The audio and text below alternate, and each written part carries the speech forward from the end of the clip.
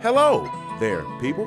My name is Charles Davis, and I'm joined by the lovely and talented Miss Susie Cowan. Good morning, Susie. How are you? Good morning. I'm fantastic. So happy to be here. Yes. This is the first episode of Sound and Soul of the South, if I can get it out of my mouth. It's the Triple S. It's almost like the Triple D with Guy Fieri, but it's different. It's the Triple S, Sound and Soul of the South. We are here in the Creek Studios doing this, being the Sound and Soul of Central Georgia, and this show is going to be dedicated to the music and music tourism and the effects that it can have on the community and the nation itself. And then you might ask yourself, why Sound and Soul of the South and not everywhere else? Well, we're in the South, one. But two, if you really think about it, the South, concentrated enough, has more music history, I believe, than any other section of the country. And it's because of what the South has had to go through.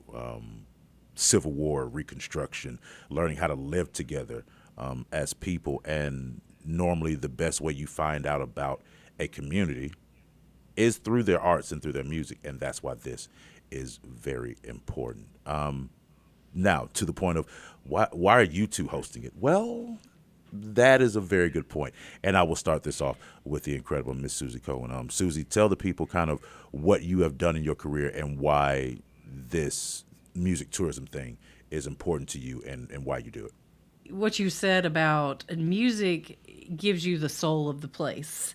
And so for the past 2 decades, I have planned and orchestrated more music events than I can count. And then for the past decade and a half, I've been in tourism. And the reason why is because it number one, brings out the best in the community. When they're celebrating their friends and their neighbors that are on stage or art and craft vendors, whatever it might be. But the music is always what ties it together, the music and the food. And so at every event I ever did, it was always based around music. And then, like I said, for the past decade and a half, I've been working in tourism. And I've always used music as a way to talk about a place.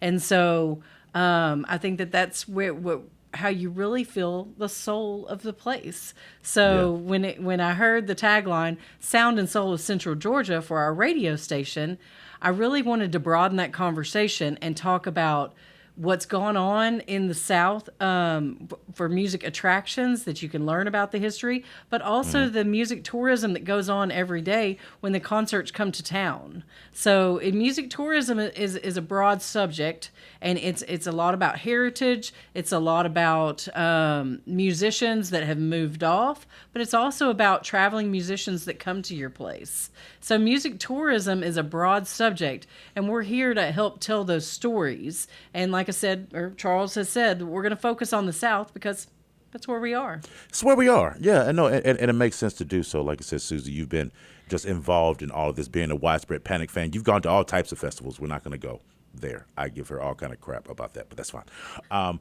But no, you are well versed in that side of it. And another question I would ask you when it comes to, because you kind of defined a bit about what music tourism is, but kind of on another level, kind of talk about the impact that has economically on a community. Absolutely. Well, the Taylor Swift phenomenon last year for the Eras Tour, it brought it to the mainstream what economic development happens when a concert comes to town. Because people come, they of course buy the tickets, but they also stay in hotel rooms. They also buy gas. They also buy food. They go shopping.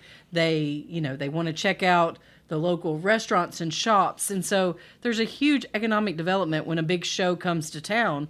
But in the case of Macon, people come here to learn about our music heritage. So therefore, when they come to Macon, and you'll learn more about that in the upcoming episode, but they spend money on hotel rooms, they spend money at shops and restaurants. So the economic development is wild, and people need to realize that it's a marketing tool. And I think, like I said, the Taylor Swift phenomenon brought it to the mainstream media, and it was like they had never thought about that before. And so now people are starting to think about, when they go to concerts, and also what concerts they bring into the cities. Yeah, that's big too. On using it as an economic development tool. Yeah, that is a huge thing as well. It's not always what you bring, it's who you bring too. And if you have the facilities to do that, and you'll see and hear a lot about that as we talk to different cities throughout the South and talk about what it looks like for them. So Susie has talked about what makes her qualified, and she's more qualified. She's the most qualified person to really be talking about this on this show. I my part of it is a bit different. Like I said, my parents are from this town. I'm a musician. I lead a preservation band called the Making Music Review, where we always like to say we always remind people that the present should always be respected, and the past revered as well. And it's the merging of those two that make everything. So, like I said, I've been in the arts community in this town for a while, and I've traveled, and I'm a fan of music, and have traveled and seen things and been to places that have musical ties and history to them, and it's some of the places that will draw you to a place. Sometimes there's, especially with musicians and music fans, they will go to a place just because so and so was born there. They will go there just because so and so is buried there. They will go to a place just because, oh, they performed there one time at the beginning of their career. And for cities across the South that know their history, take the time to embrace that history and cultivate it, you're seeing those towns grow in different ways than you would see other towns across the South. Is that safe to say, Susie? It is. And I mean, what I learned when we were studying the international tourism or international tourists, when they come to the country, they will go and look at a place where someone was born that the house is no longer even there. Yeah, yeah, There doesn't even have to be a music marker. When our international friends come to America, the example, I was in Arkansas at the time, and so we would talk about Johnny Cash a lot.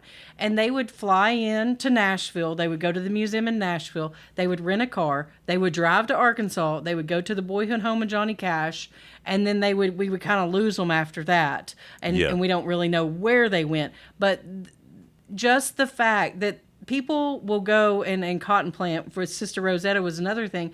There is nothing left there of Sister Rosetta, but people still go to cotton plant looking for yeah. whatever they can find that will help tell the story of their favorite artist.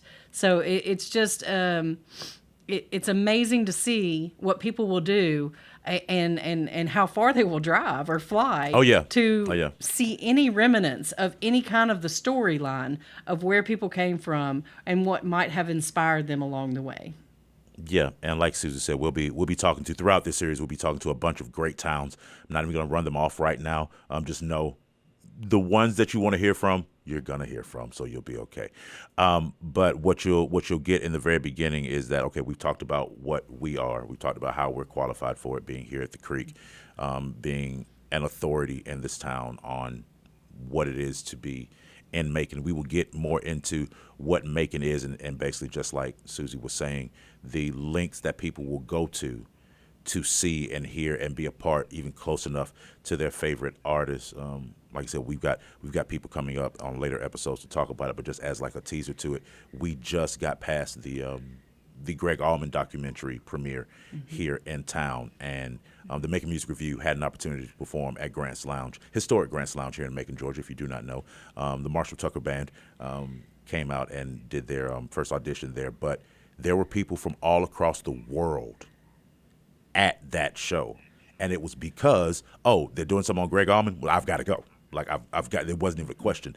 And Macon is a big piece of that. Not going to dive too deep into it. We'll get into Macon more as we go on. But as I said, throughout the show, you'll hear me and Susie talking to tons of people. We'll be talking to some people from North Little Rock, aka Dogtown, because I swear I cannot mess that up. They would hurt me in North Little Rock if I didn't say that. But you'll be hearing from them. We'll be hearing from people in Memphis. We'll be hearing from people in tons of other places.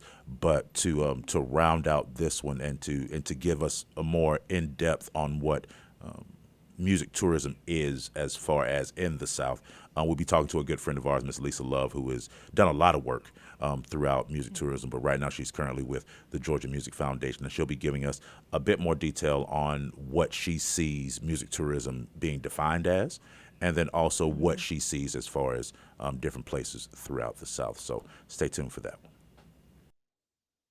Welcome back to Sound and Soul of the South. Charles Davis, Susie Cowan here with you. And as promised earlier, one of my favorite people in the history of the entire world, the one, the only, Miss Lisa Love of the Georgia Music Foundation is with us. Good morning, ma'am. How are you?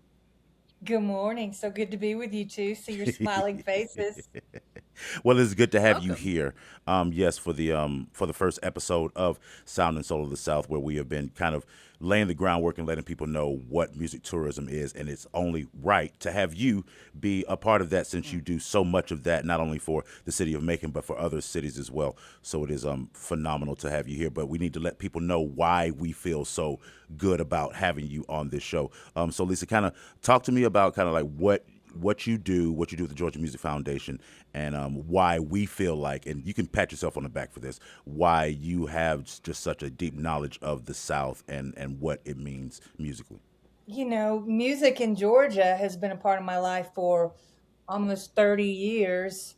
I hate to say it, that feels like No. a long time, but I started out, I am a Valdosta Blazer and did my first zine down South Submarine down in Valdosta. And that's where I really, at that time, I was coming back from some time in Austin, Texas. And that's where I really first sort of started understanding regional music and connection between place and music.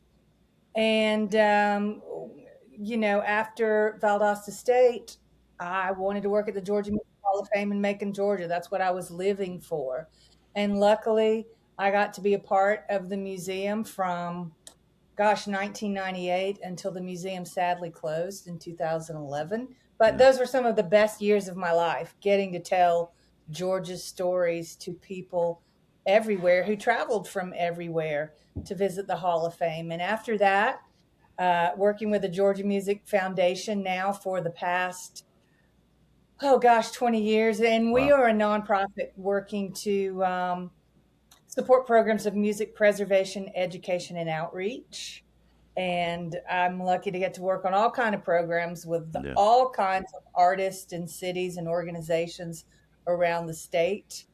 And I guess that's my story. That's 30 years in 2 minutes. Well, thank you so much for joining us. And I would love to hear your definition of music tourism. I mean, I think music tourism is traveling to either attend a concert or a festival or to engage in a music city and its heritage and its culture. I think, That's a good one. I feel like we used to travel and entertainment was just sort of the side part Yeah. of the Yeah. city, of the traditional city you went to. That was just like food. You looked for food, you looked for entertainment. But now people are putting together their vacations specifically around music choices. Yeah, yeah, and kind of talk about the impact that you've seen from like it being a revenue generator and things like that that music Mm-hmm. tourism can have upon a city when they do it the right way. That's right. Oh, I think it's huge. I mean, the economic impact is massive. Festivals are huge economic generators, and um, Bonnaroo and Coachella. How little list here: Telluride Bluegrass Festival, Big Sky in Montana. All of these cities and states have festivals, but I feel like one of the Mac Daddies for me is Jazz Fest. Yeah, It's been yeah, more than That's right. 50 years that New Orleans has done the Jazz and Heritage Festival, and it's usually two back-to-back weekends.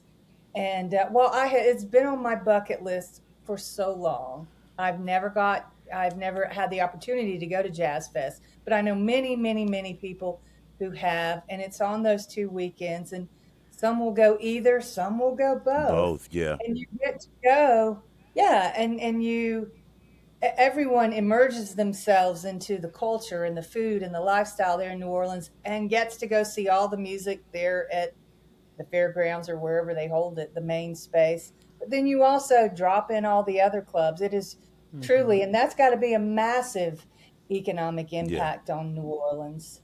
And those kind of festivals are everywhere. I mean, one of my favorites in Georgia for years has been the Savannah Music Festival, yeah, and in beginning maybe 20 years ago, I started going, and every year I would go by myself.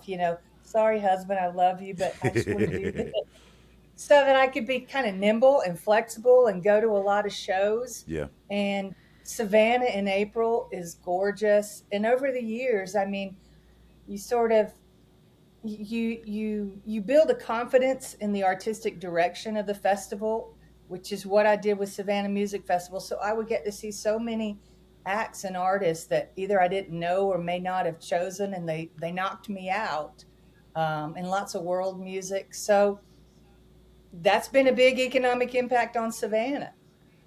That's right. So, what do you think makes music tourism in the South a bit unique? I think because it gives people access to the music from the South, and we create everything that is the best, past, present, and future. But it also gives people a chance to engage in the culture, in everything that's a part of that city. I mean, for Macon, when people come to Macon, they get to engage in the places where Little Richard stood, or the places where Otis Redding went, or his family in the Otis Redding Museum, or going to the H&H that was so important to the Allman Brothers Band, That's right. or going to the places like Grants and Vice Bar, and all the spots, Capitol Theater, that are presenting music community today. But I do think the South is special. I mean, that's where all the great music comes from. Yeah. Yeah, yeah, no, that is a big part of it. And like I said, through your travels and the work that you've done, like what are some of the places that you think music tourism has saved? Because a lot of these institutions fell under some neglect and disrepair, but throughout your travels and time with the Georgia Music Foundation and everything else, what are some of the examples that you've seen as where music tourism has saved something for the future generations?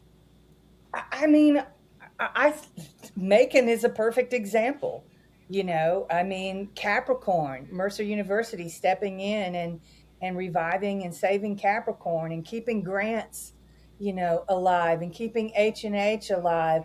I think, and I had wanted to go to Muscle Shoals for so long. And this past December, again, by myself, I like being nimble and moving You do, around. you do. I went to I went to Muscle Shoals and spent 3 or 4 nights just getting go to Fame and Muscle Shoals Sounds and all the places there that are part of the history. But there's still today, there's 15 studios in that city.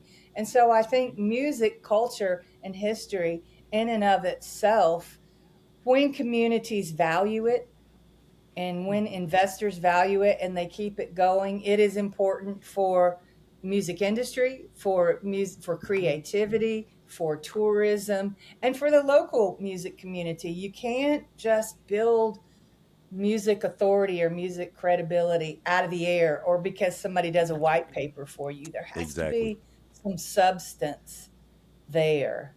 Um, and so I mean, to me, music tourism is those three pieces: either concerts, festivals, or the music cities. And I think, a place like Nashville has it all, you know. Um, but I did want to talk about concerts, because I don't think people necessarily used to travel for a concert. Again, if there was one in the city when you happened to be there, you would go. Yeah. But these days, gig tripping, as they call it, I mean, it is a huge thing. And like for Taylor Swift, and this year Bad Bunny, and BTS and Harry Styles, all these people are traveling even internationally to go to one concert. I mean, Yeah. their vacation for the year is based around going to these, epic cities like Yeah. Rome and London and Seoul and all these places, to do these huge concert experiences. And a lot of times they're, paying for the premium package and the VIP. And those are memories those folks will take throughout their lives. And so I think maybe instead of doing some of the old traditional, we're going to go to the beach, we're going to go to the mountains, people are going to concerts. That's right. I love that. And I think obviously Grateful Dead kind of built a model Here you in go. their You right day. down her lane now. I know, because you know what I'm going to come up with next, Susie. I mean, I think the band that carries the mantle today, like nobody else, is Widespread Panic. And Yeah. Buck Williams, their manager, told me one time, and it has stuck with me for years, that they're like a traveling tourism attraction. They They are. go They into are. a city, they're, usually maybe 3 nights, and they That's right. don't market, they don't advertise in market at all like most people No. do. You go in and you do your ads and they do nothing. They are Yep. word of mouth from this fan database that they have built over, I guess, 30 years now. And that is incredible to have a mobile tourism attraction, and the economic impact that they It's make on crazy. each city they're in is astounding. And Yeah, we tip well. We spend a lot of money. exactly. And I mean, it's incredible. And again, those people, and you can attest to this, you look forward to those shows. I mean, Oh, that is I just memory got my making. tickets for Mempo. I'm ready. There we go. But that's what travel should be, in my Yeah. opinion. Yeah. Something that is it's emotionally connected to you. You remember it. You can share it with friends, family, children. And there's a massive, I mean, I spend a lot of time here in Asheville, North Carolina, where my husband is from. And the tourism bureau here usually puts out studies when Billy Strings comes here, or artists like that. It's massive. People Yeah. come from all around. They're getting hotels. They're spending money on food, gas, attractions. Um, so, I am all about music. It's just a darn shame with all this demand that it's so hard for musicians and local musicians to make a living these days and not be able to, translate that huge corporate. It's not corporate. I mean, widespread panic is certainly not corporate, but those huge money making entities, I would love to see that somehow help support or subsidize local music communities. Um, but just the fact, when you have that kind of music experience in concerts and festivals in your town, it makes a difference for everybody. Yeah. It Yeah. makes people fall in love with live music, and then they want to Yeah. go see the local guys. Exactly. Exactly. I It all on that. supports each other. Yeah, it does. And I guess even on that, since we're on that path of it, I know this was literally a spontaneous thing that I was just thinking about. But what is it that you feel, Lisa, that some cities might miss and might not truly understand about what it takes to cultivate what you were talking about, the destination type things? What is it that they're forgetting to do or neglecting that you feel like in your history of knowing it that is an important piece to make and maintain a music tourism city? I think it has to, I think a lot of it comes down to priorities and values. I mean, I think that's what happened to the Georgia Music Hall of Fame. There was a period that Governor Zell Miller and so many people valued that, and that was a priority. And then, around the time a lot of things changed in Georgia and administrations changed, priorities changed, values changed, and all great music, all great venues, everything needs to be subsidized, whether it's corporate sponsorship, whether it's grants, whether it's endowments, whatever it is. And I think cities and communities have to understand that and value it. And again, I think Macon has done a great job with Peyton Anderson Foundation, Knight Foundation, and a lot of the supporters locally. Macon is lucky, like Mercer University with Capricorn, like That's right. Visit Macon with a Creek. I Yeah. think That's right. you have to have visionaries who value what music and culture brings to your community. And sometimes you just have to make it all about economic impact for those in power to listen. Yeah. Maybe they don't really care about the quality of life and the memory making and all of that, but you can still put it in In money economic impact terms. dollars. Yeah. So whoever language you need to speak in, music can make a case for itself. Very true. That's right. Very, very true on that. Very true on that. You can drop the mic on that one. I mean, that was a drop the mic moment. I can't even lie. I can't even lie about that one. That was fire. But that's Lisa, so that Hey, makes well, all this as well. speaking, you had something spontaneous, Charles, and What? I have something that's not actually spontaneous, but I read it yesterday and I was thinking about this conversation. So we're talking about all these huge concerts that people are going to. But it has come out in the news lately that, people go and they get earlier, and getting there in the front, that is a huge deal, Yeah, it especially when is. it's, if you have seats, but if it's general admission, especially. So there's this deal, like Olivia Rodrigo spoke about it recently, about being on stage and being able to smell urine from the stage. And No. Noah Khan just had something he put out a couple of days ago. I mean, people are so crazed with not losing their front space and being there. And being there for that spot. Yeah, no, okay, now I totally get what you're talking about because I was They Lisa need to knows. take some lessons. They need to take They lessons need to from take from the Panic lessons from fans. the Deadheads and the Panic fans on how to do this properly, because that's not it. Yeah, but no, Oh, I'm dying to hear what is the proper way, because I'm thinking people are just You dropping just trow there in front of the stage. you look, have your friend hold your spot while you go to the bathroom. exactly. No, I know what Lisa's talking about now. We the Making Music Review did a gig out at Peachtree Corners in close to Atlanta, and well before the set started, people had their chairs sitting there. Like it was probably 80, almost 100 chairs just sitting there. Nobody in them, but it was that they wanted a good spot for the show, so they left their chairs. But the way Peachtree Corners was set up with the great setup that they have over there, they were able to leave those chairs there. Nobody messed with their spot, so they had their thing, and I think that is once again the economic impact that I think Peachtree Corners gets from what they have there, by being able to bring bands there and have that sense of excitement year round, is going to bring people into the city, but not even bring them in for the weekend. It might keep them there, and then that just creates a whole nother level But of it's also that excess there. community gathering. I mean, we need that more than ever. We Very all true. need to get off of our screens, and music is something that brings us together. It's transformative. That's right. There's just so much about it. And I know, congratulations on your first Creek Fest. We need more live music. We need more people coming out. We need more people introducing their kids to Yeah, live music, and, yeah, and going to live music experiences as a family. That's Um, right. it's so positive, and I was thinking, it's funny talking about concerts. Van's Warped Tour, that was one of the earliest ones, and I guess that yeah. was the '90s. When my son Jack, I think he must have been maybe 12, and my husband Marcus, who was like his rather new stepfather, he took him down to Van's Warped Tour. I think it was in Orlando.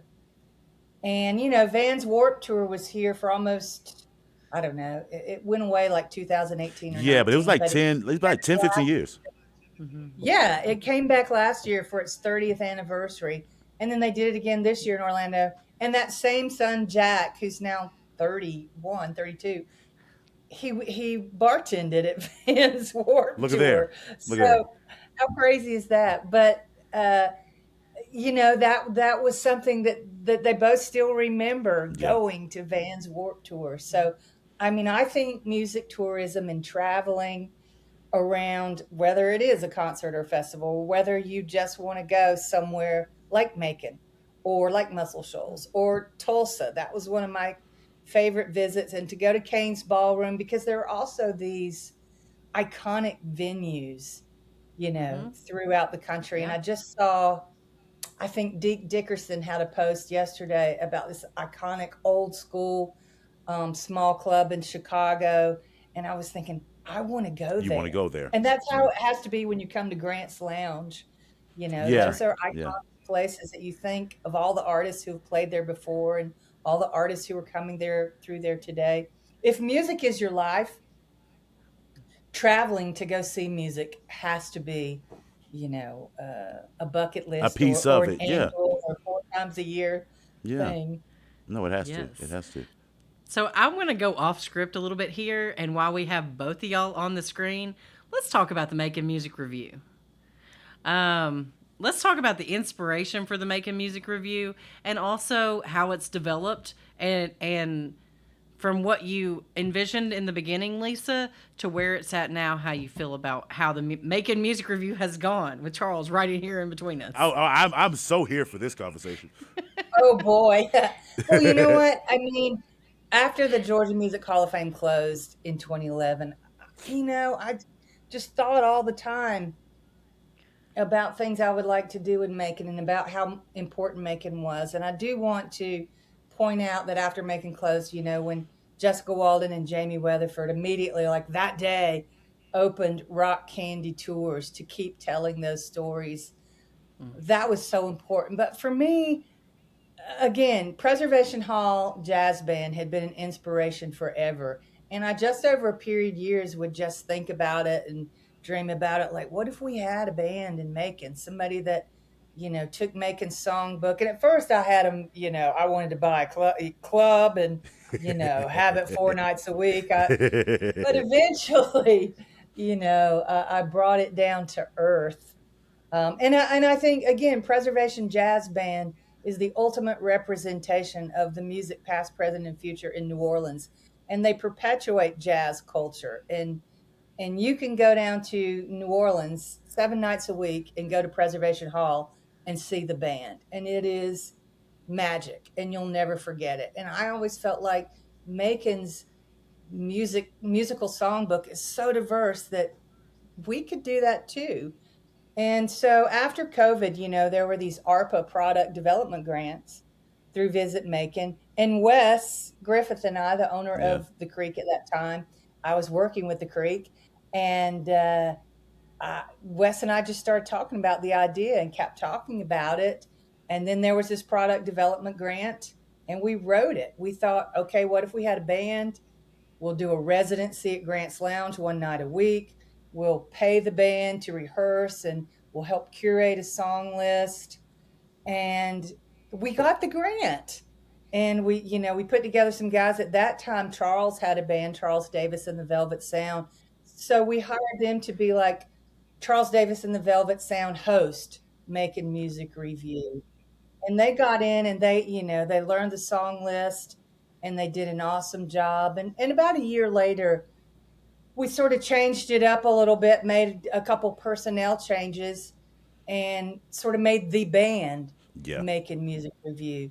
And the dream had been to have a band that could be an attraction there in Macon, that could be something that people would be proud of, and you could go. I mean, I love a residency. Again, I love the Pres Hall thing, and I love the idea that you could just go every Wednesday night and see this band, and every week they get better and better, and they add more stuff, and you kind of know what to expect, but not really. But you don't know. Uh, Yeah.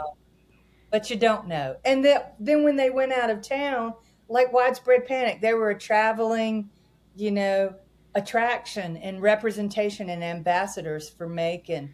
And so I guess that was December 2022 or 23, Yeah. 23. Yeah. 23. That's when it finally came together. It was Charles Davis on vocals and Dustin McCook on guitar, Caleb Melvin on drums, Ethan Hamlin on keys, and sweet Evan Bensel on bass. Babyface And gangster all himself.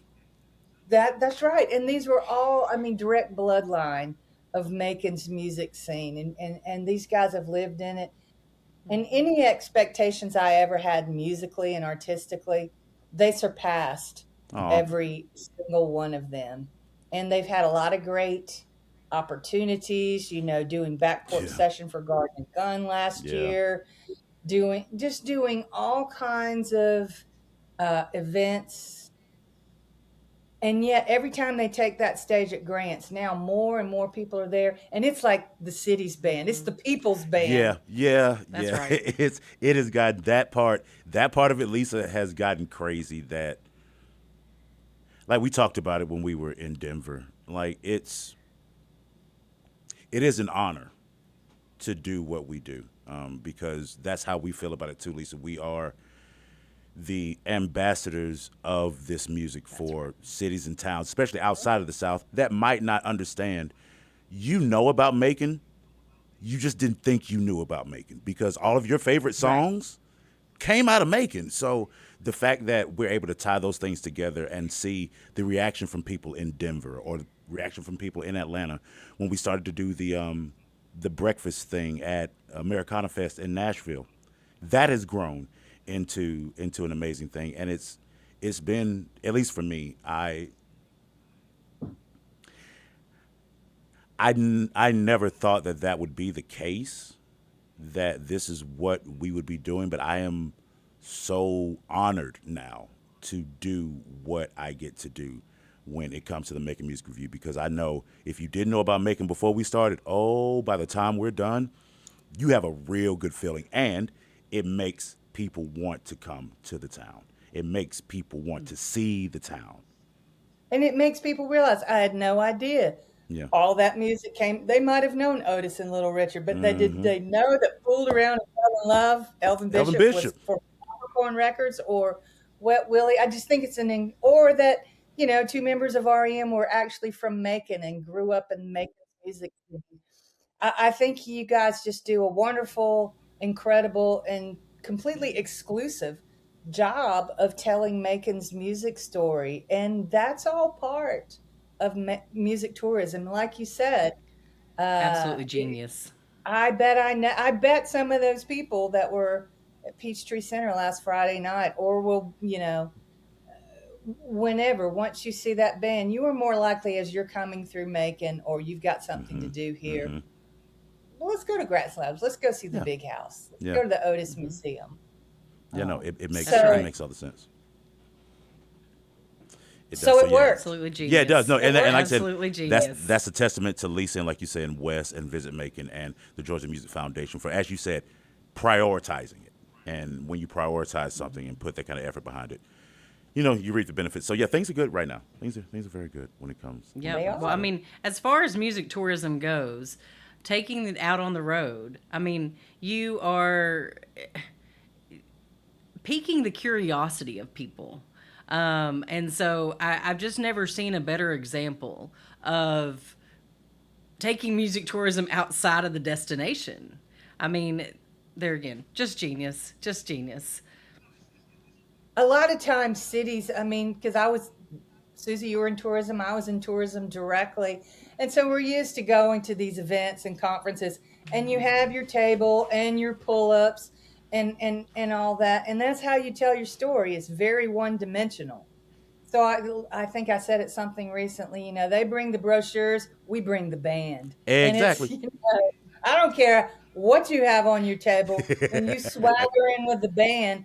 That's the place they're going to remember. the best That's example right. is the Macon Day for the state of Georgia when we go up to the train depot to see all these senators and big lawmakers been in the law, been in there all day long, dealing with what they're dealing with, talking to people, yada yada yada. When they come to see the band, they go, "Oh, okay, now I see it, now I get it." So it has been a great piece, and we are so happy and honored to be a part of it and to tell, as we said, to tell the Macon story. So yeah, I want to make sure we don't miss anything. Hold on, The real quick. future. Let's talk Yeah, about, yeah. Lisa, the future of music tourism in Macon. If it could turn out how you envision, what would that look like?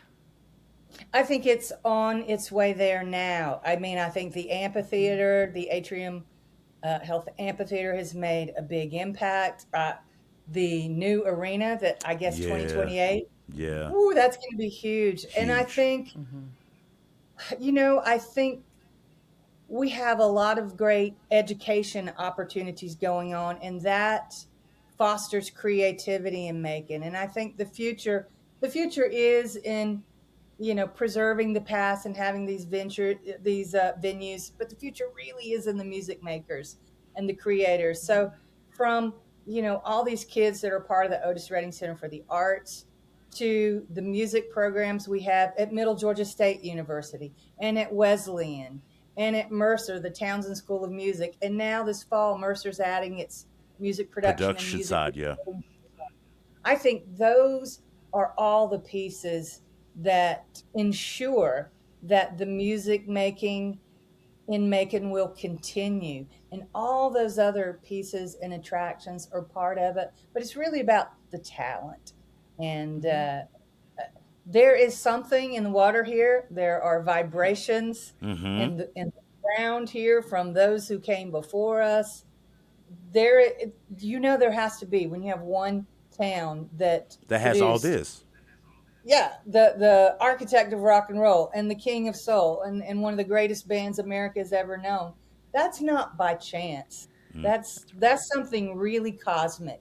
And if you've ever been to one of the finales for the Otis Redding Center for the Arts and you hear the music that these young people create together, it's still here because you can watch online and you can see some different schools and you're thinking, you know, That's okay. Yeah. that's okay. But the kids and the music makers in this area are special, and Yes, that is the future, at least in my that's opinion. right. And your I am opinion Love a that. matters. And Macon is a musician city. Like it there's is. no way around it. I'm new to Macon, 6 months, and that is something that has stood out to me. Is musicians come to Macon to be inspired, and I love that. Yeah. No. Well, It's that's here why for I you. love the new Greg Allman documentary.